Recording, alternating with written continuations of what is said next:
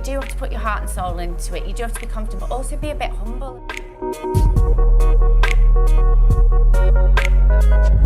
It is hard. If you want it, you do it. Quality over everything. I will not compromise. I think having a good network of mentors and other businesses is so invaluable. Good afternoon, everybody. Welcome to today's event, which is Empowered Women. I'm your host for the afternoon. My name is Paul Cheetham. For those of you that don't know who I am, I was the founder of Sejulo, where you are today. We're a firm of accountants and forensic accountants.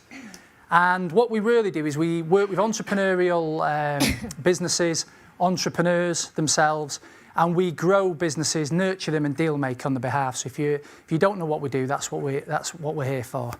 As a result of that, we do everything you'd expect. So corporate finance, wealth management, tax advisory work, and bank funding for growth of businesses. So that's what we do. We've got an office here, which you're in today. We have an office on Deansgate in Manchester, and we have a small satellite office in London. So that's us. Today, how it's going to work, we're very fortunate, as I said just a second ago, to work with many, many entrepreneurs, and many of them tend to and happen to be female. And we've got 4 of them here today. So the way today's going to work is I'm going to do a short introduction to our guests. After that, I'm going to do a short one-to-one Q&A, so you find out a little bit more of each of them, 5 or 10 minutes. And then after that, I'm going to create some discussion points, which we'll all have a chat about, and then we're going to open it up to the audience. So in about 45 minutes or so, we will open it up for questions. They've said they'll answer any questions. No, nothing's bad, so get your questions ready. Don't be shy. We do want you to participate, and so that's how it's going to work today. So short introductions. First of all, I'm going to start at this end. So we have Seema Malhotra from Forever Unique. We have Rachel Parfit from R&R Agency. We have Sophie Whittam from Fight Label Inc. And we have Holly Moore from Make Events. So can we just give them all a round of applause, please?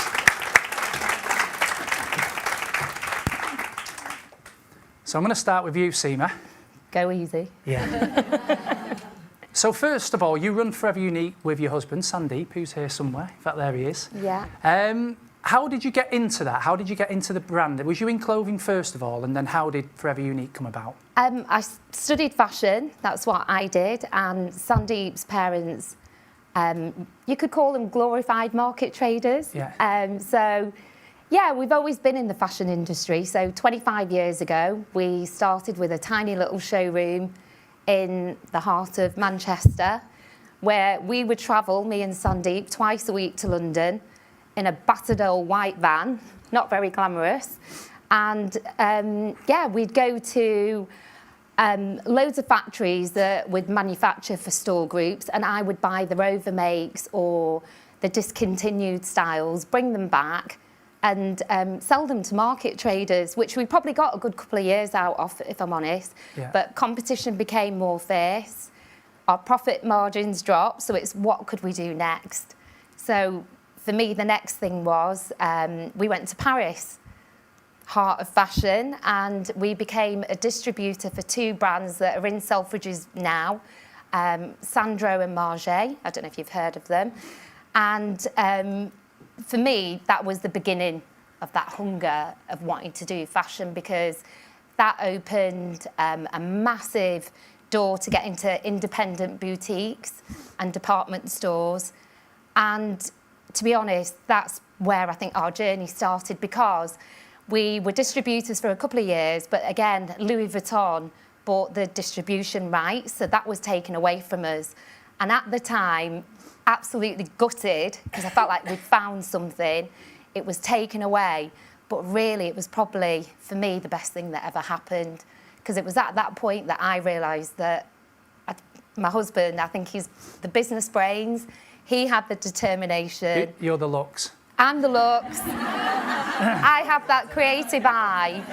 But together, that's our force. That's where our partnership began. Yeah.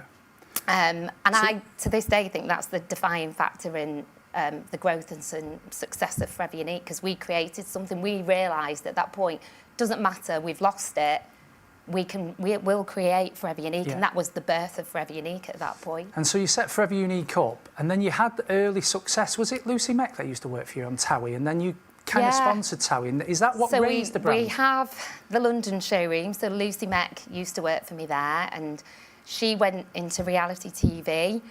And yeah, it was just a massive sort of window for the brand. It was like brand awareness.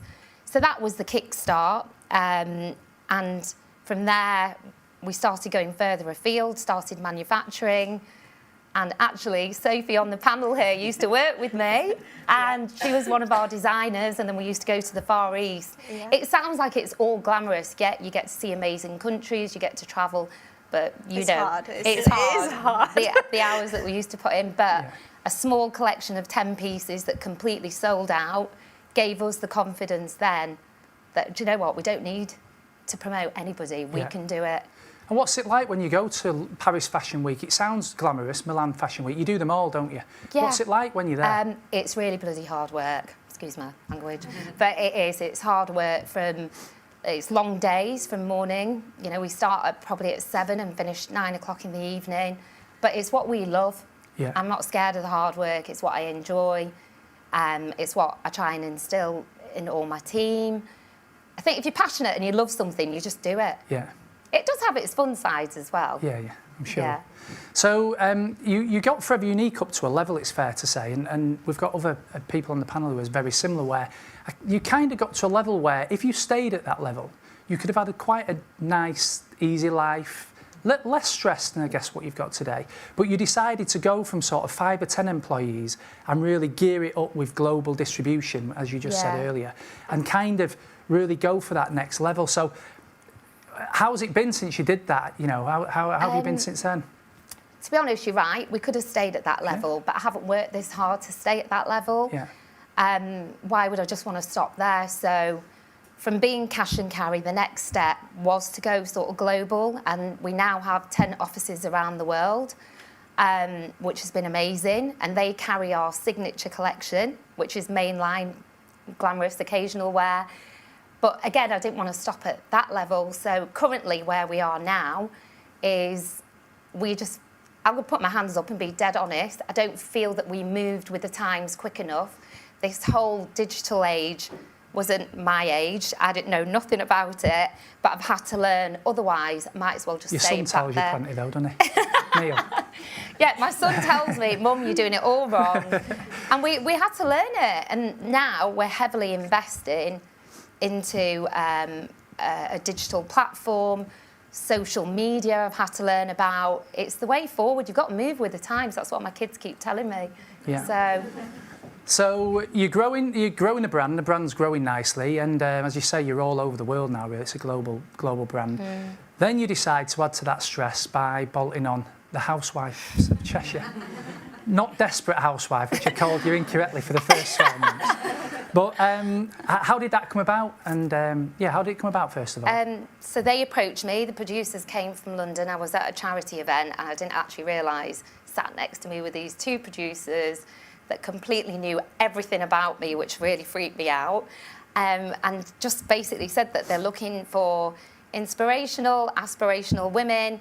Hand on my heart, I'd never watched any of the Housewives franchise, so I didn't really have a clue what it was about. And it was people like yourself that said to me, Stevie, you can do it. So it's your fault. And how's it been? How's it been since? Honestly, as stressful as it has been the best thing ever. It's such an amazing platform. Yes, there's always drama that comes with the show, but at the end of the day, I'm not really bothered about the drama. I use it as the best platform that I can for Forever Unique. These are the women that wear my brand.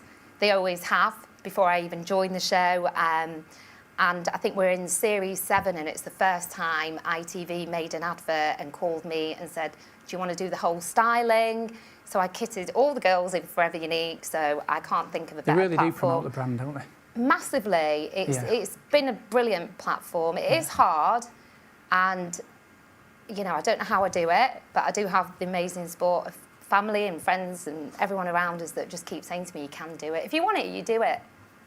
And the future, are you going to stay on that? Are you going to do some different programmes? I'd like to, if I could, maybe break away at some point. At the moment, it's fine and I'm enjoying it, but I'd love to go off and maybe do something that I'm passionate about, which would be styling. Going on a programme where maybe I can just style anyone, anybody, just make every woman feel what they should. Brilliant. OK, thank you, Seema. Rachel, your turn. Thank you. So you spin a lot of plates. Your core business Yes. is R&R, which is a talent agency. Yes. Before that, though, you'd already, I think you was 25 when you'd first built and sold a business. So tell us about that and then move it into R&R. Okay, so I'm from a graphic design background, so I'm really into branding and design. So I started a branding agency when I was 25, and we decided to go specifically into branding. And we had another company that had been around for 15 years, and we were like, the company is where we need to be. They've got all of the great brands, and after about 3 years, we went up against them on a pitch for a really quite high-profile client, which was to do a Christmas marketing campaign for a shopping centre. And we won the pitch against them, and it was like, yes, that's great. That's what I wanted to achieve with that business. So I think at that point I felt like I'd achieved what I wanted to achieve with that business. So I sold it. You had some great clients in that business, didn't you? There was Jägermeister. We did stuff for the National Lottery. We even worked on the Olympics as well, and BBC. So there was some really good clients. Yeah, we just focused on quality. I think every business I've worked in, I'm really focused on quality. And it's a lot of my personal values, actually, quality and really having a nice team, working hard, and so I've followed it through with all the other businesses.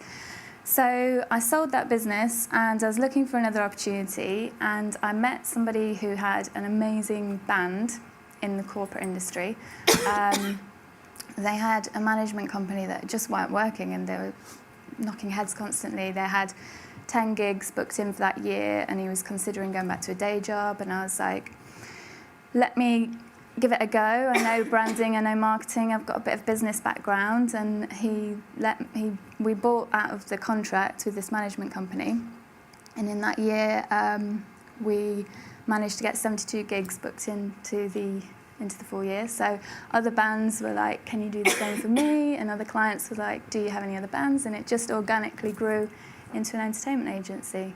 And one of the things that I think is different, one of your USPs, I think, is that you put bands together. So yes, you've got an agency where there's an existing musician or band, but you actually put bands together specifically.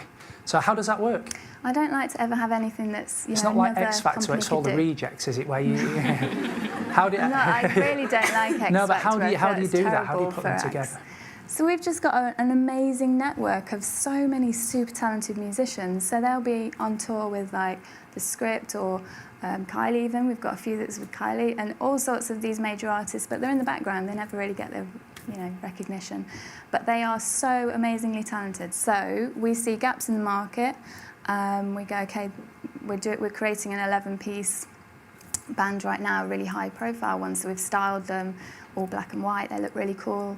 And we've just got all these musicians, put them together, branded them, gave them a name, did a promo video, and so that is exclusive to us. So I like to have something that's different. There are entertainment agencies out there, so we have to show how we're different. So in ways of, we do a lot of little extra touches. I train my team to be super knowledgeable about every single detail, so that it doesn't feel like you're calling up someone who has no idea what they're talking about. And we create our own acts so that we've got exclusive acts that are just with us. So that's R&R. Yeah. Another plate you've got spinning is RPG Racing. Yeah. So your husband is a British champion rally driver, motorsport? We got that right? Yeah, it's one of the most competitive motorsport series in the UK. So the person that I met that was in the band originally, he is now my husband. So I facilitated his career in the music, but then he said, I want to go off and be a racing driver. And I was like, we're only doing it it's a business, it's not a hobby because it's very expensive. So over the last sort of 4 years, we've had a plan of where he wants to get to. We've had to raise over £1 million in sponsorship just to be on the grid, basically. And yeah, he was the first person to ever be British GT4 and GT3 champion in a Bentley. So we've succeeded pretty well. He's doing the driving, but you really are doing everything to get the car on the road, I guess, aren't you?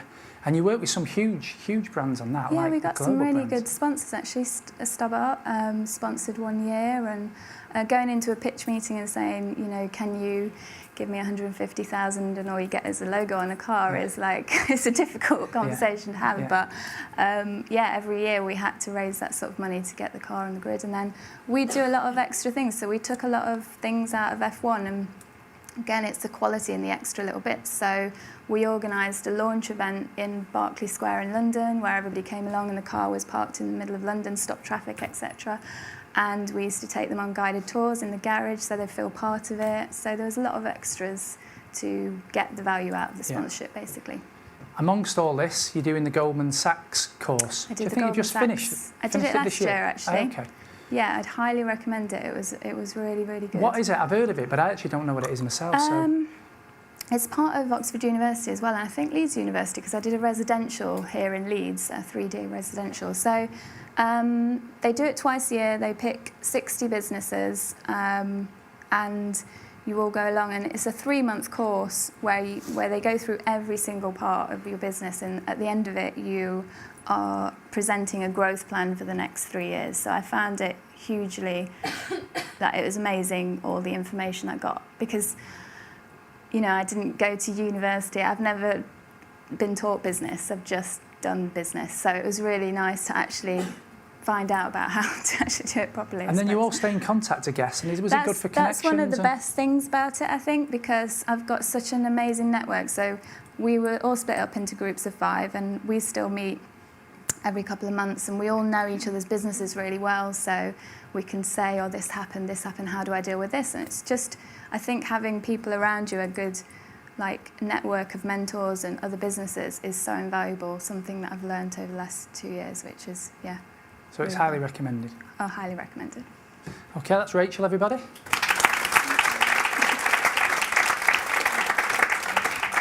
Sophie? Hello. Hello. We'll talk about those shorts in a minute. But before we talk about those, how did you use, is it figure skating? Figure skating, Yeah, talk to us about that and how... Yeah, how far back do we go? I guess I was a figure skater from age 4 till I think I was 18 when I hung them up for good, and that was it. They have been on since, but I've not dabbled in the competitive world since. And at 16, I kind of got to the point where I was like, do I go down the Olympic route, or do I stop and think, okay, I need to have a real job now? So I left school at 16 and went into fashion college, and that was where it taught me everything that I knew, and that kind of took me on the path, and I kind of figured out where I wanted to be. And kind of obviously with the figure skating and the fashion, it was always like a dream. Like I would always design my skating costumes for competition, and it was like that whole girl's dream to design a pink sparkly dress, which, you know, is everything. And as soon as I learnt to sew at fashion college, that was it. I started like making dresses for like my friends that I'd skated with, and it was always kind of just on the side. I had other jobs, and one of my first jobs was working for SEMA as a designer way back. And then, I kind of took the plunge and left what was my dream job with SEMA to go and do the costumes full time, which was a bit of a risk because, I don't know, I didn't know how many people wanted to buy these things. It's a very niche it's a very niche sport. So I kind of went for it, and then it just took off, and we were doing costumes for like the Olympic figure skaters and then all the dancing on ice stuff. And I was 16 kind of when I started making them, as soon as I learned to sew, which before I had no interest in it. But then as soon as I'd been taught and I found it like the easiest thing in the world, I just thought, this is a no-brainer here. So after I'd kind of got to the point where I'd kitted out like European Olympic figure skaters in it, I kind of thought, well, you know, where do we go? Like ice skating's not a hugely scalable business. I kind of dabbled in a training wear line, which was more sportswear based, which it was okay, but it wasn't, I'd had a business partner, it wasn't a great experience, but a big big eye-opener. And then You went for a night out. One day it wasn't really a night out. It was more. So one of my But this is a clients, great story of how it's the right time. It's the right time, the right place. It is completely But you that. also took advantage of that opportunity. I did. And you've just run with it ever since. I never expected it. So what happened? One of my ice skating clients, her stepdad, he puts on like evening with Anthony Joshua, evening with Amir Khan, and he said, "Oh, I'm doing one really near your house. I'd just done his stepdaughter's skating dresses. Like, why don't you come along?" He says, there'll be some ring girls there, which kind of was my first dabble into the boxing world. So I'd done like ring girl costumes for Matchroom Boxing, Sky Sports, all those things. So there's some ring girls there. And he said, come along, you can just sit and watch, there's a dinner. So I'm sat in the corner, minding my own business. And someone comes up to me and they're like, "Oh, can I have a word with you outside?" I was like, "Okay." So followed him outside. He's like, "Oh, why are you sat on your own? Like, come and sit with us." I was like, "No, I'm fine. I'm just watching."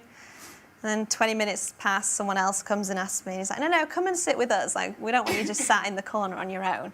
So I was like, all right. So I followed him across the room and ended up sat on the table. It was all Amir's family and friends table. And then after Amir had finished all his kind of questions and answers, a bit like we're sat here now, he came down and got chatting. I think he had other ideas, but he said, what do you do? And I said, "Oh, I'm a designer." And his brain quickly switched and he was like, "Oh, you should design me some shorts." And I was like, okay, I've never thought, you kind of just go, yeah, and then you don't think anything of it.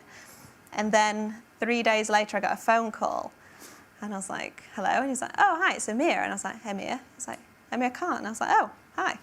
He said, "I'm serious. I want you to design me like something totally different, like out of this world."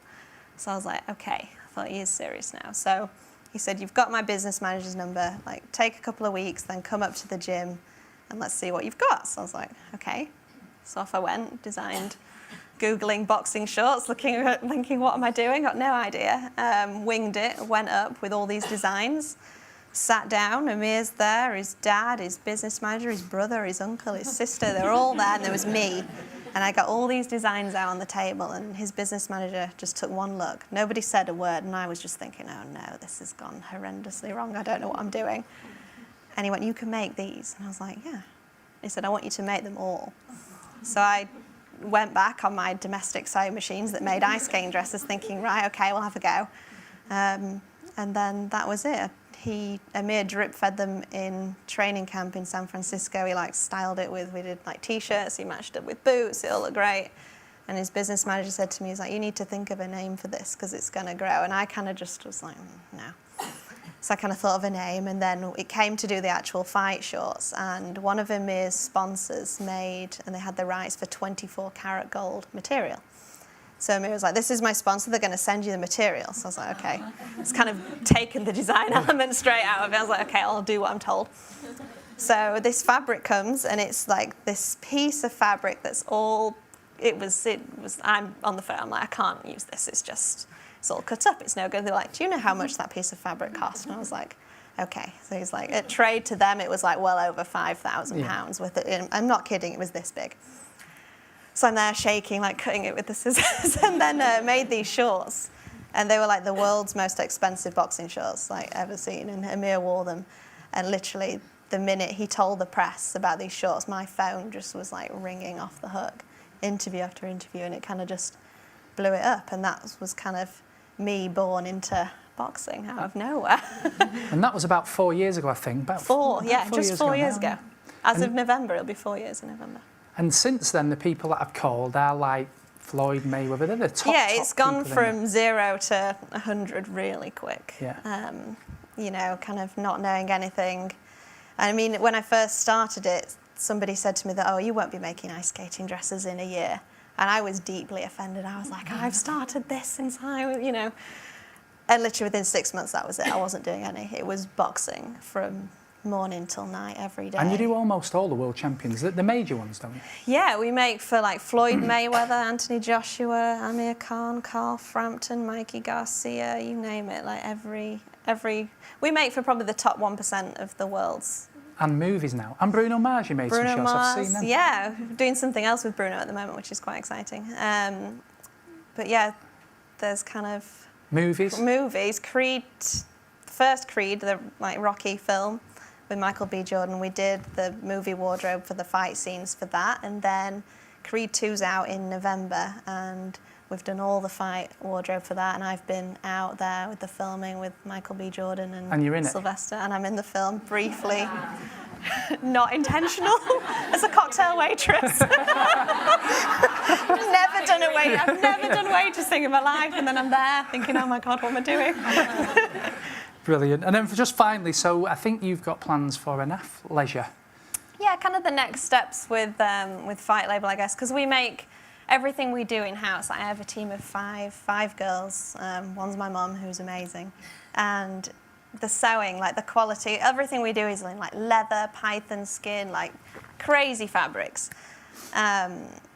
So they're one-off pieces. So when the fighter comes, you know, we'll sit down with them, measure them, do a design, and then we'll make this one-off item for the fight. But then with Fight Label, it's so scalable because there's so many fans in boxing. Like I can sell anything to them, you know, and to have the Fight Label kind of ready-to-wear line, which will be tracksuits, t-shirts, more like a luxury, high-end kind of gym line, I guess you could describe it as. So that's kind of the next steps. It's the things that the fighters wear out of the ring, which is kind of where I want to go into.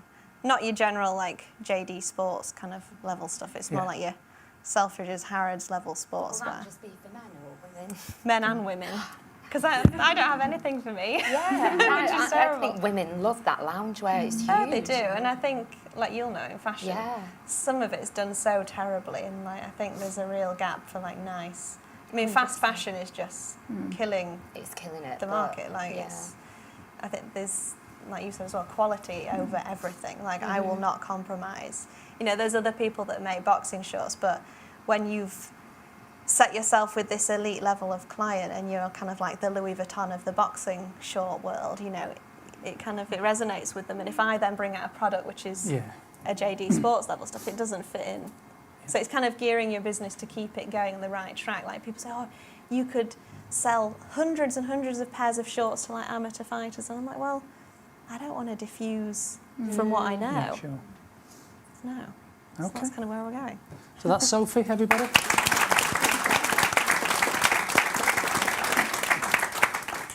Holly, you was last. I am a bit blown away by all of that. Very interesting. Well, tell us about you. So you have Make Events, Yep. Northwest-based agency. Yeah. We'll talk about the client base in a bit. Yeah. But again, how did you start that? You was at AstraZeneca in the events team. Yeah. And one day decided you're just going to do your own thing. How did it happen? Yeah, so I worked at AstraZeneca, which is a big pharmaceutical company, and sort of way before Google had slides, etc., in their office, AstraZeneca had understood the value of events for engagement, so a cross-employee engagement programme. So I was there 4 years. I'd been in my previous job, which was hospitality, for 9 years, and during that time had started with, recovered from quite serious mental illness. So when I got well, when I was still at AstraZeneca, it was suddenly like, oh my God, the blinkers are off, and this is what life is like. And hadn't probably realised that had tinkered away ever since I was little. So as soon as I was well, it was kind of like I was bypassed for promotion at AstraZeneca, and I just decided something that I would have normally just nodded my head and cracked on with. I decided I wouldn't, because I'd gone through so much and I just thought I can do this. So I left my job of 4 years with nothing to go to. Which sounds like madness, but I wasn't on a particularly great salary, so I didn't have those kind of golden handcuffs, I guess, around me. And I freelanced for a year in Manchester doing events and marketing, and I saw what I thought was a real gap in the market. And I kind of thought, I'm going to have to get a proper job now because I need to earn some money. So do I go and work for someone else, which is notoriously long hours, or do I set up and just have a go? And I thought, I'll make events, and that's how it all started. And then your first client was Late Rooms. Yeah, so Late Rooms, McCann and Betfred in like the first 3 weeks. So, and how did that happen? So Late Rooms and McCann were people that I already knew and kind of had seen my work and thought they'd give me a go, so that was amazing. And Betfred was, so I don't know how well known he is in Leeds, but Fred Doan, that owns Betfred, is at the time I think was the top, like richest guy in the Northwest, basically. Yeah. And the Lowry Hotel recommended me, because I knew the girls in the office, to him, and turned up at his house. Thought I knew it was for his 70th birthday. Thought it was a retirement village because it was that big. And he said to me, why should I give you a go? You've got no track record on your own. And I was like, well, just let me do the proposal. Business is business. And if you like it, you know, we'll go from there. I'm proud to say that all those 3 people are still clients 6.5 years later. Yeah. So, yeah. Very good. So, and it's grown rapidly, your business, hasn't it? Yeah. And similar to for the Forever Unique story, Yeah. you got to a stage where you could quite easily have I wouldn't say a stress-free life in events, Yeah. but you could have a relatively nice life with, you know, with just less stress. But you've decided again to reinvest and go for much further growth. So how's that been? Why did you make that decision for a start? And then what have the challenges been? I think we got to a point about 2 years ago where we were doing a mix of corporate parties and private parties, but the brand was confused and people didn't quite. We were doing like events in Dubai for Kellogg's, but our brand reflected parties and things like that. So we went out. Any people with their own small business, we decided to rebrand, which we were going to do in house. And then I heard a talk, and it was. This guy talking about branding. It was your customer's truth is your truth. So it doesn't really matter what you perceive your customers thinking. What they are thinking is what they think of your brand. And it just prompted me to go out to market, and we rebranded with an agency. And we decided to take the private party side out of it, which was a massive risk because it represented about 40% of the business at that time. I still do private parties 6 a year that I can fit in, but Make Events became a fully corporate agency with brand values, with a strategy which the team absolutely live and breathe every day.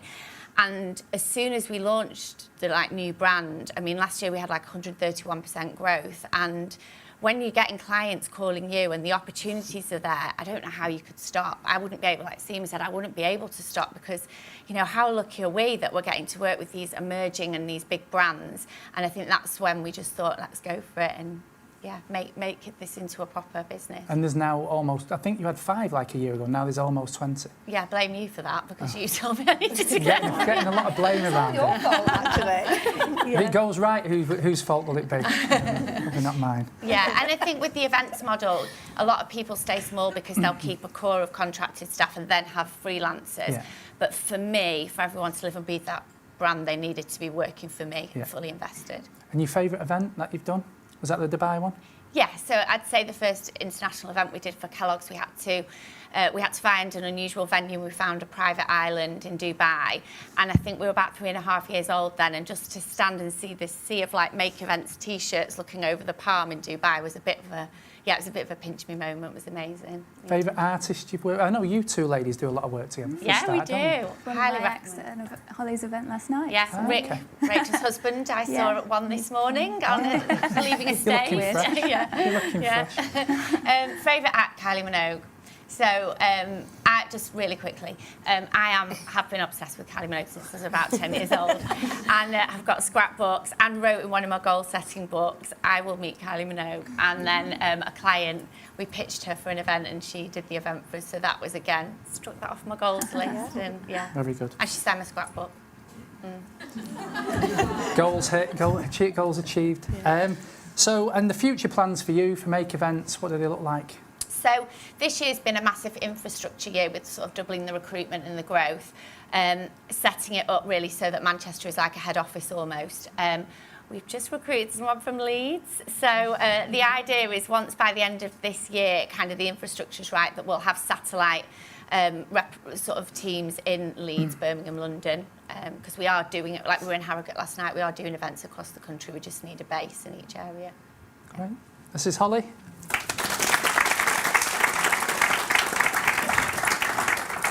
So I've got a few questions which I'm going to go through and create some discussion going back down. And as I say, in the next 15 minutes or so, then we're going to open it up to the audience. So get your questions ready. Now, the event is Empowered Women. And I was reading just the other day, actually, that going back to 2010 in the FTSE 350, there was only 12% of women on the board of businesses.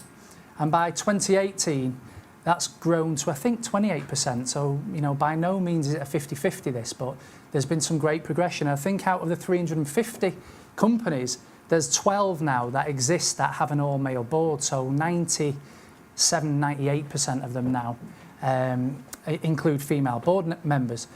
I'm well aware of kind of what the diversity and how a female board member, the benefits of having one should be. And in fact, we're recruiting for an MD for Sejulo at the moment. And the remit to our HR team is I think that a female MD would be a better option to us than a male one. So in light of that, I'm just going to start with you back over at you, Seema. Being a female board owner, have you ever come across, was it natural leadership? Have you ever come across any kind of male-female, I don't know, discrimination? And then finally, what are the benefits, do you think, having that mix and blend brings to a board?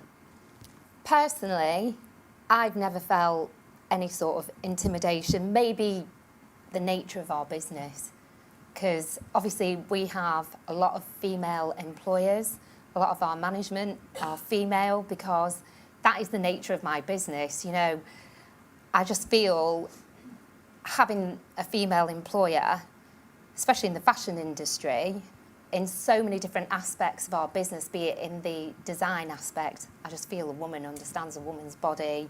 In our customer care service, for us it's been really beneficial, because I just feel that female employer has that kind of mindset, they can relate to a woman, and just having their perspective, you know, on the sort of fashion industry, for me it's been a great help. Yeah. I think we've needed it. Yeah. And I've never, if I've ever felt anything in our business, I've never really felt any sort of intimidation or for being a woman. Maybe because the likes of people that I've come across are like yourself, that believe in women, and just even Sandeep, who's only ever given me confidence to say, it doesn't matter if you get it wrong, just have a shot, do it. And I just think times have changed. Yeah. Women and male now, I just think female and male peers, I think we're all on that same level, and hopefully we'll just keep moving that way. Yeah. How's it been for you, Rachel? Because does it really work for you in the RPJ pouch? You know, the two of you share that real kind of male-dominated industry. Has it really worked for you? And I'll ask you the same question, but has it really worked for you have you not noticed it? No, I have noticed it. It's not intimidation, it's more often get underestimated, I think, but I see that as a benefit, because I can just sneak in and they don't see me on their radar usually, and I'm just like, da-da. So yeah, but yeah, it is music industry is quite male dominated and also the racing. Even though the championship, the first ever female won the championship this year, so it was good. Go women. In the Goldman Sachs course, out of the 30, there was only 7 women business owners as well, which was quite sad. But I think it is changing, like you say, and I think a good trait in women actually is empathy, which is kind of what you're saying. So I think And do you echo that, Sophie? Is it similar for you, or? Completely. I mean, as a woman in boxing, like there are no women, especially in the boxing business. I mean, there's female fighters, but in the business side, you're kind of on your own. Like everybody's a guy. Like even the fans, you know, we're probably talking like 95% it's male. But the thing is, like when I came along, obviously it was the novelty thing. Oh, there's a new blonde in boxing. That was a kind of that kick-started it, and it kind of worked in my favour as a bit of an asset to cause interest and There's a bit women of a presenters stir. now, isn't there? Forgotten the name, but is it Michelle? Michelle Phelps, she's a good friend of mine, And it's kind of, as a woman in boxing, it's like all eyes on you because there's so few of you. So then naturally, you kind of gain all this attention, which you can just divert to your business. And then, especially with Fight Label, like when I do such a good job with their shorts and, you know, people see it and they're actually talking about it, which before I came along, like nobody spoke about shorts, like maybe like Prince Nassim days, leopard print, you know, that kind of stuff. But now it's just forgettable. So until I've come along and then started doing all these like 24 karat gold shorts, all the stuff we did with Floyd and like big sponsors, you kind of, you know, you're having to deal with very male dominated industries. And I think as a woman, it kind of helps to kind of stand out, I think, because they don't expect you, and then here you are. Yeah. And I think it helps, to be honest. What about you, Holly? I'm in a really female-dominated industry anyway. I mean, like about 90% of our clients are female, and our workforce is about 90%. You're going the other way. Yeah, yeah. But I haven't experienced anything. The only thing that I would say is, and I work a lot with Insider magazine, and they really struggle to get women involved. I was at a dinner on Monday, and I'd say it would be 80% men. But then on the flip side of that, I think, and I don't have children, but I think, you know, I really admire any females that are working part-time, full-time, or are full-time mums. And I think, you know, at some point there is a decision, do I be completely productive in my working day and then go home and put my children to bed, or do I be productive in my working day and go to a dinner? And I think fully respect to those women that make the decision to go home, because they can still run the business. Perhaps they do have to give up the board positions, perhaps, but it's still as valid to have your business and be a full-time, you know, to be a mum as well. So I do think there's a discussion around that. How did you find that? I mean, Aaron and Neil are 20-ish now, aren't they? Yeah. So they're not kids anymore, but... They're not kids anymore. No. How did you find it, though, when they were? It was really hard. The whole guilt of not being around, because used to go to the Far East for like 2 weeks at a time. You are away a lot, aren't you? A lot. You miss birthdays. You know, Neil, he was always in drama, lead role. I'd missed everything. And just one, upsetting the kids, and just having to face the other parents at the school gates as if to say, oh, here she comes, the woman that never, you know, she's never there for the kids. But I honestly believe my kids understand how hard we've worked. And when they got to the age where we could take them, their summer holidays, unfortunately, would be a trip to China. They would come and see mum and dad work in the factories. Yeah. And they understand that. And I was explaining to you girls earlier, you know, we came back from the trip and I could hear them both in the bedroom, and Neil's going, actually, you used to think mum and dad are just going on a holiday, but they work really hard. So I hopefully believe we've install something really good in our kids, that good work ethic, because that's all we've ever done. Yeah. You do it for your kids, and there's no right or wrong way. No, they wouldn't have it any other way now, would they? No, not at all. Yeah. Okay. This side, you're all effectively like lone raiders. You're all running your business yourselves. You obviously run yours with Sandeep. We'll come on to that in a second. What are the positives? And I'll go this way round now. So, Holly, what are the positives, negatives, I guess, about running a business on your own? Well, I think, I didn't want a business partner, so it's a sounding board. And as you know, we're working with, I'm not doing this as a sales pitch, but we are working with Paul really closely, because I think we've grown to the point now where I'm getting asked by my team, we need to invest in this, we need to invest in that, and it's a little bit and too much for me. And you need more males. Yeah, we do. Poor Alex There's is over me and there. Alex. Where are you, Alex? Yeah. And so I think I just needed a sense check of someone that was close to the figures to make sensible decisions. And I think that it's at that point now where I cannot make those decisions on my own. I need a sounding board. So. Yeah. And what about you? You're away a lot as well on your own, I'm away I guess. a lot, yeah, I guess. It sounds really glamorous, like when you're in Vegas and New York and all these places every month, and, you know, it's great, but it's hard. And, like, I've sacrificed that. I don't have a personal life. Like, I literally live, sleep, eat and breathe Fight Label. Yeah. Like, there is nothing else. Yeah.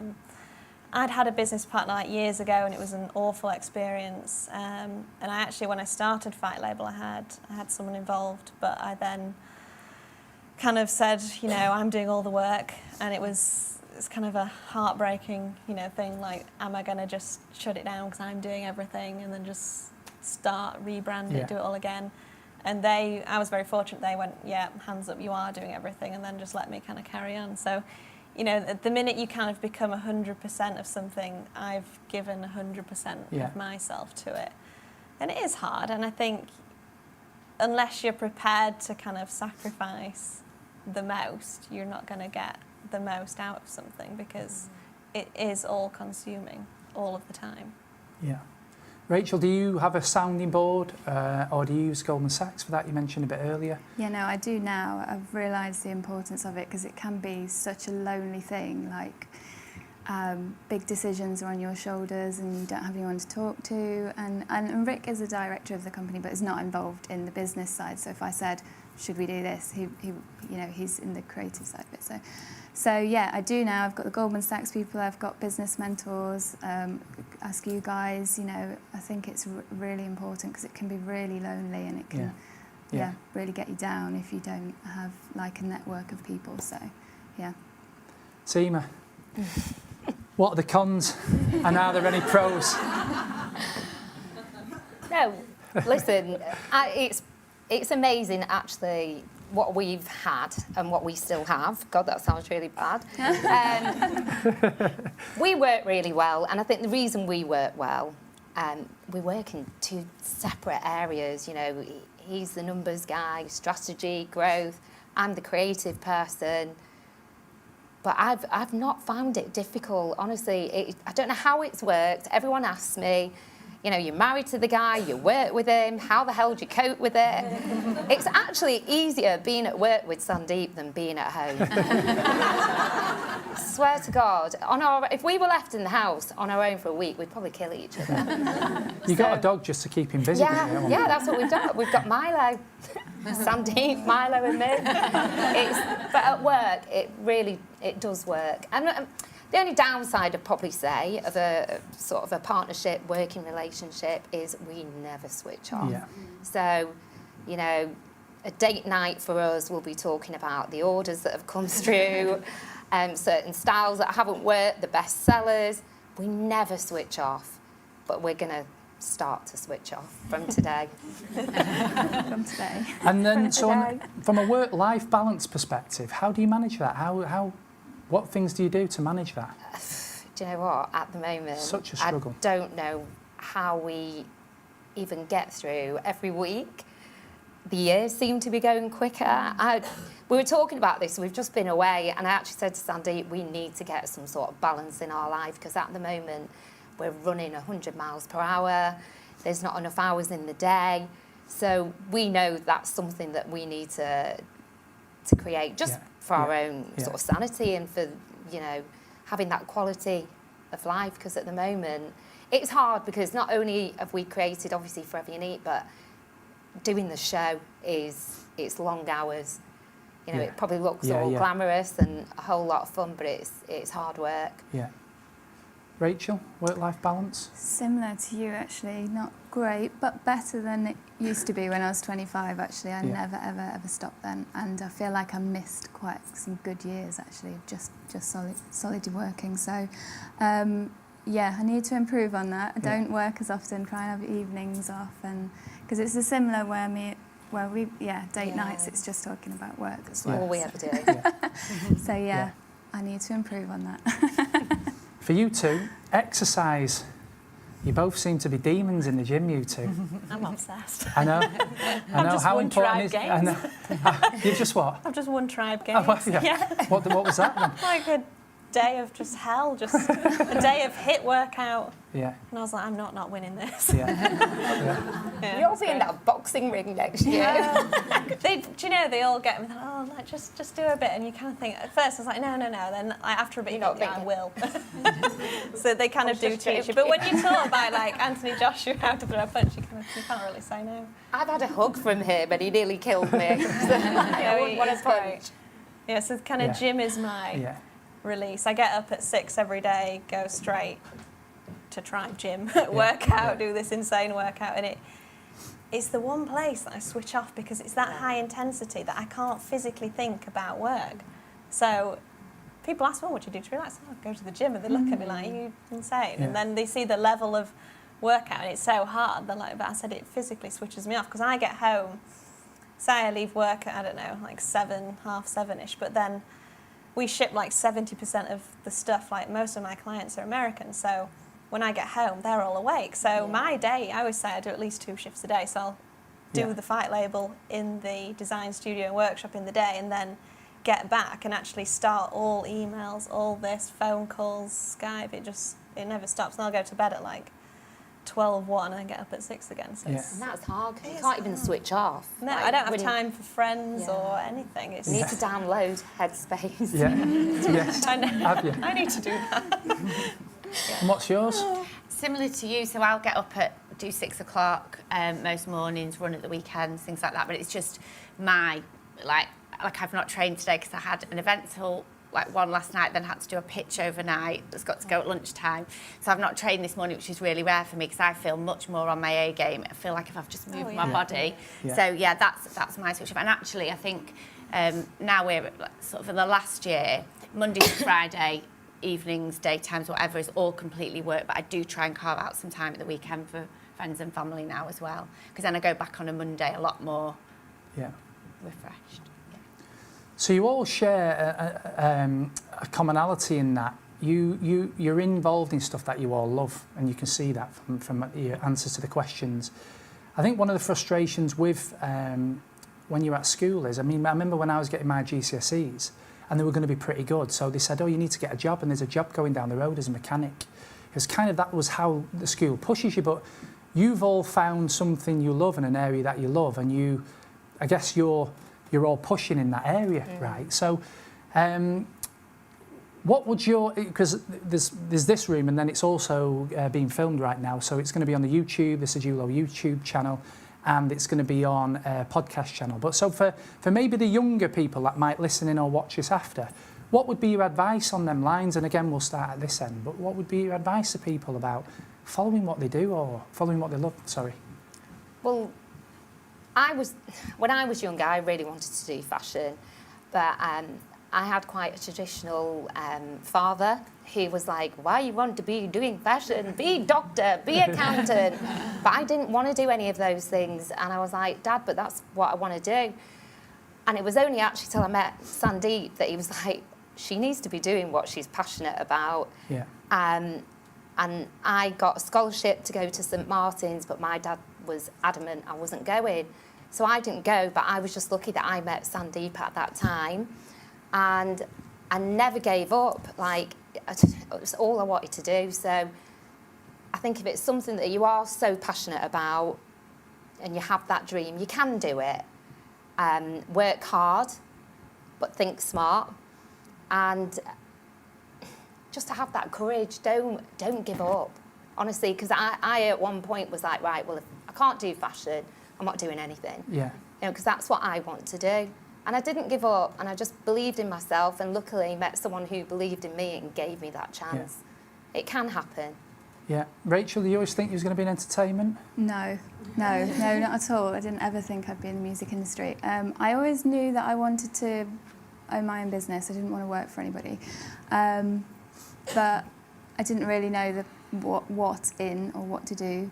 So my path, I went to uni, that didn't really work for me. I ended up accidentally being a holiday rep in Benidorm, which is a crazy situation. I've had lots of I think my advice is to definitely work hard and follow your passion, but also when you're young, don't stress too much if you don't know exactly what you want to do, because it wasn't till, I was 20 to 25 that I know what I want to do. And I think it's kind of good sometimes also to being a holiday rep in Benidorm definitely taught me a lot. It was apparently it's the hardest resort because people pay hardly anything and expect the world. So I learnt a lot from that, and I'm glad I did it. So don't stress too much about achieving things straight away. And I guess when you was 5 years old, you always dreamed of being in boxing, making shorts. Yes. Do you know my dream job? I guess I had my dream job, which was working for SEMA, designing prom dresses was everything. But it is difficult. I think when you're 14 and you're at school and what do you want to do? And for me, I was like SEMA, just passionate about fashion, and they don't really teach fashion at school. There's art and textiles and stuff. There's not really that. You kind of have to find your own way with that. And I left school at 16 to go to fashion college, but when I was at school, although I wasn't there all the time because I was training figure skating, but I was straight A-star A GCSE, and they were like, oh, you should stay on and go to university and be super academic, but I just wasn't interested. And I think it's the interest, if you can, it's a blessing to make a living out of something you love, but if you can just follow your interest and you know, I dissected. I knew where I wanted to be and then kind of backtracked. I knew the dream was, you know, whether it was making figure skating costumes or making a living out of something you've produced, then figuring out how to get there. So I figured the quickest way was leave school, do this particular course, and then I just gained work experience. Like I left school at 16 and had a little fashion boutique, and I was going to the wholesalers in Manchester. I used to come buying at like 16. It's pure coincidence, Yeah, this, by the way, isn't it? This wasn't It's planned. So yeah, I think if you can just channel everything that you love into something, I mean, I'm a believer that if you do that, something will come of it. Like a kind of living proof of that, I guess. And you love events.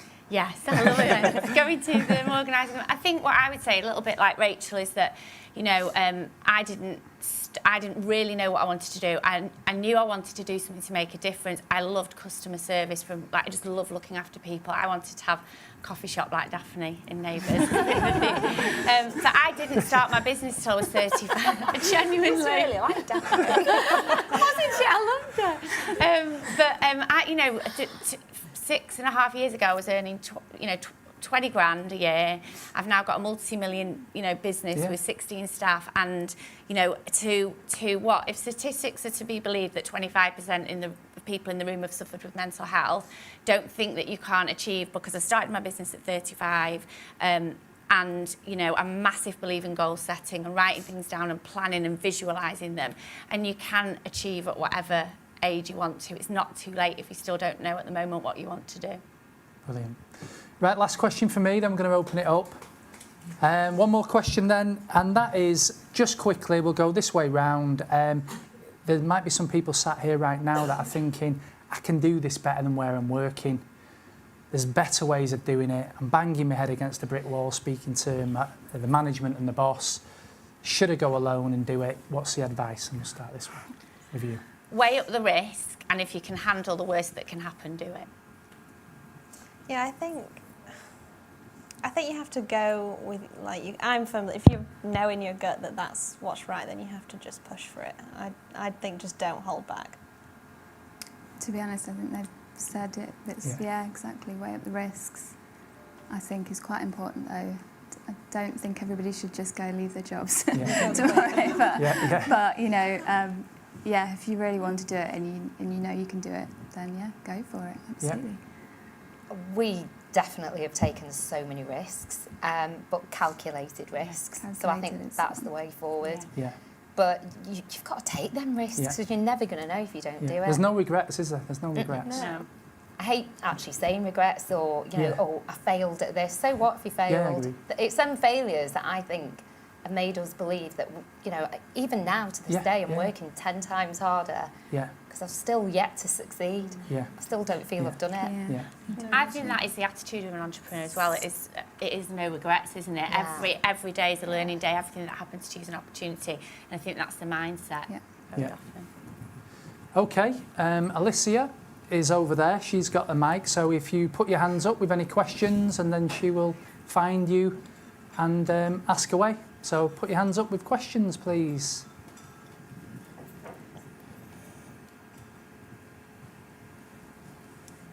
Hi, I'm Karen Hans. My business is called Say It Karen, and I'm all about speaking out in public. But I'm really interested because there's always been this mindset among women that we do it for ourselves, but how much are we pulling up the ladder the next generation? What are you each doing to help other women to succeed? Well, I think talking at something like this, look at the audience, it's predominantly female, and I think mentoring back the younger team and people that ask for help and say, can I have a conversation with you about something I'll try and do. I'll just add to that. It was funny when we put I can't remember who it was, I said, well, you put an event out on Leeds Business Week, and I was thinking what to do, and then we came up with this. And I'm not going to say who it was, but we spoke to some people and they said, oh, you'll have a real problem getting people at that event. And it was the quickest tickets we ever sold. We could have sold this event again and again and again. We had to put a stop on it. And so it was interesting that people from this area was like, you were going to really struggle to fill that event. And 100% out of all the events we've done in Leeds and Manchester, this was the quickest to kind of get take up and sell out. Anybody else got anything to add? Or I've got an all-female team as well. It wasn't intended to be that way. It's just everybody, when it came to the interview process, you know, they got to the top. So, yeah. and they're quite a young team, and we've got one of our values is succeed together. So it's more of a team, all of us, you know, constantly being developed as well and mentored. So yeah. Yeah, and I think working in fashion is like it's a female-dominated thing, is. especially like on our side with the couture sewing. Like it's a dying art. Like not many people sew anymore. Like I really struggle to find staff. Like it's impossible. And your I have work to- is so intricate as It's very well, intricate, right? and you know, to take people on and train them up, like you have to really want it, because once you've invested all that time into somebody, you know, you want them to stay, and you don't want them to then go off and then start their own business. Like you did. Yeah. It's fine, though. I'm all for us women. Teamwork. Who's next? Hi, it's Eleanor from Translation Laboratory. So I think there's this perception that if a woman is passionate and driven and maybe quite outspoken, that she can be perceived as maybe slightly cold or basically a bitch. And it's how do you find that have you ever dealt with situations like that, perhaps when you're kind of really kind of demanding a lot from the people who work with you, and how have you kind of counteracted it and tried to indicate that, you know, you're just as powerful as a man and driven in that way? I've never actually, well, I'd hope to think anyone would think that I've ever come across like that. I actually say that to all my team, female or male. I want everyone to be passionate. I think it's a good thing to bring to the table. I've never felt that way, or I'd hate to think anyone else would think that. I actually think it's a good thing. I don't know. I think you can. When I started my business, there was a bit of a perception of that in the market, in the event sort of party planning market, that to get on, everyone was a ball breaker, or what she's a bitch, blah blah blah. And I kind of wanted to prove that, like, one of our values, and I was speaking to Rachel, is work hard, be nice. Why can't you be nice and be good at work or business? I sometimes think I'm too nice. Like, you know, when I think, I need to be more firm, because like we'll get people want like new outfits or whatever in the request. You just go yes, yes, yes, and then you're drowning in all this work. And it's hard to, when it's your own business, to cut off and be like, no, I'm stopping it here. You do kind of, well, I'm guilty of just being overly generous and too nice. I'm trying to be, not a bitch, but just have a little bit more kind of power in that sense. So in our business, I'm probably the bitch. He's really nice. Because he's very understanding, whereas I just want it, and I'm like, let's just do it and do it now. So yeah, I'm probably the boss bitch. To be politically correct, it's good cop, bad cop. You need that. That's what I was going to say. And what about yourself, Rachel? Have you got a similar? I think probably I am told that I'm too nice sometimes, but I think developing a leadership style, you don't have to be an angry bitch sort of person to get places. You can just be nice, like you say, and motivate people to do things rather than be like standing over them saying you have to do this. So, but in terms of, I don't know whether you were comparing it to how like men see, you do come across women who are trying, and it is quite sad that they do see women that are being like that as, you know, trying. Yeah, exactly. But I don't believe you have to be like that. So I think, be nice. And it's everybody's different leadership styles, basically, isn't it, really? You see it on things like The Apprentice, don't you? And it's like a desperate kind of way to control a situation. And I don't think it's natural. Like, nobody wants to be like that. And I think I'm always just myself. And I think my team relate to me like that because, you know, I'm nice to them. You get the best out of them. And I think it promotes a good vibe in like your working environment. If somebody's stomping around, you're not going to be wanting to work with them.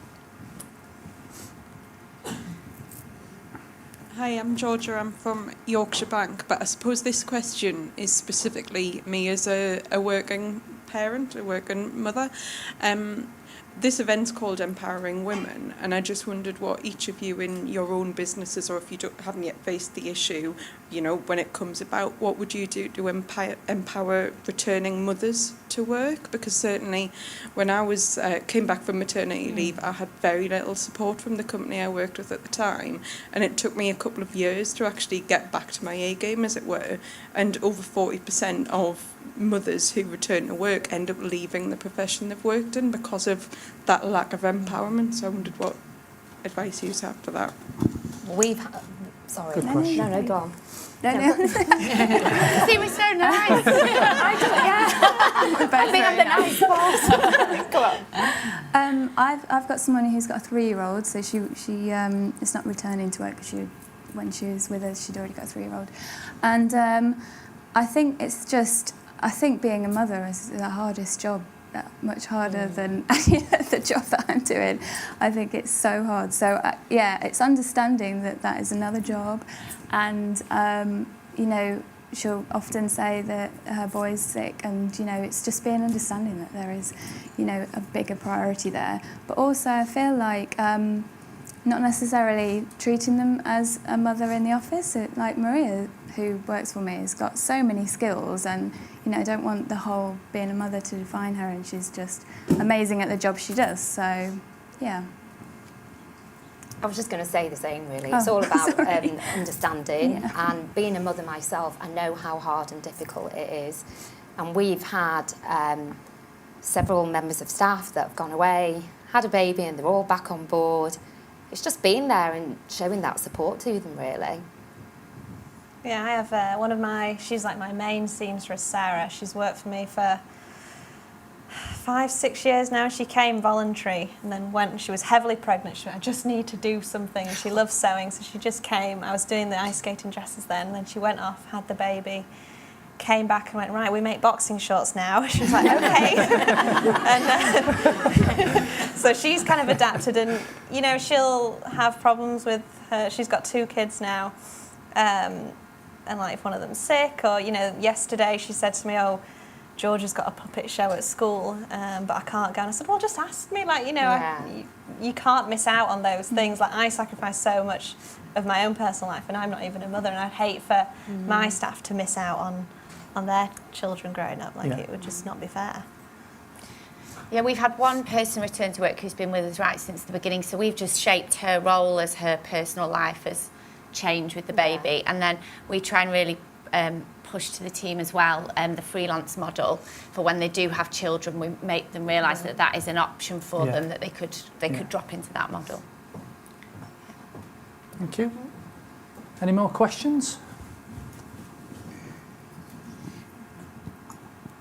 Hi, I'm Becky Wood from B Events. I've just set up my own management business. So for you, Holly, if that's okay. I googled you last night. I was going to say. When I saw you on the guest list. So I just wondered. I've just left a job of 12 years. Yeah. So it's quite scary to do that. Yeah. So I'm kind of 2 months in. Yeah. So what advice? Going back to your Betfred pitch. Yeah. I've just got the opportunity to pitch for a really big proposition already. So what advice would you give for someone doing their first big high-level pitch? Do you know what? I remember when I got that one and I hadn't twigged who he was, and I got home and I was like, oh, Betfred, it's actual Betfred, that's who it is. And the budget was bigger than anything I'd ever worked with before. At the time, my husband said to me, but you've done events, it's just a bigger budget, you can do it. And I think you do have to put your heart and soul into it. You do have to be confident, but also be a bit humble and I don't know if they know how long you've been going. Right, but you know, I don't think there's actually anything sometimes wrong with actually explaining and how much it would mean to you to get it, because it could mean so much more to you than a bigger agency it would be like a small thing in the pile where it would be there for you. Yeah. And I think one thing that I did right in the beginning was spoke to all our suppliers, one of what's sat over there doing all the sound, and said, look, I haven't got a track record on my own, but if you can give me pictures of your events that I can use, I absolutely promise you'll get all the work. And we're 6.5 years down the line now, I'll never forget that. So you could pull on some of your support network for that, and if you want to drop me an email, me to have a look at it for you, I'd be more than happy. Thank you. Okay, that's the end of the event then. I don't know, I hope you've enjoyed the event. I don't know what you think about it, but I think the guests we've had today have been amazing. To get all these people in one room at a time, I think it's Some of them were nervous beforehand, but I think they've all been amazing. So thank you for coming. And thank you for turning up. Hope you've had a good event. Keep it in contact with us because there's plenty more of these events coming up through Sedulo in Manchester. The event will actually be shown on YouTube on our Sedulo channel, and there's a podcast coming out, Taking Care of Business, in about 2 weeks, so you'll have it all on there. You're welcome to have more drinks, stay around. I'm sure everybody will be mingling for a while if you want to ask them any questions. And other than that, thank you for coming and have a great weekend. Thank you.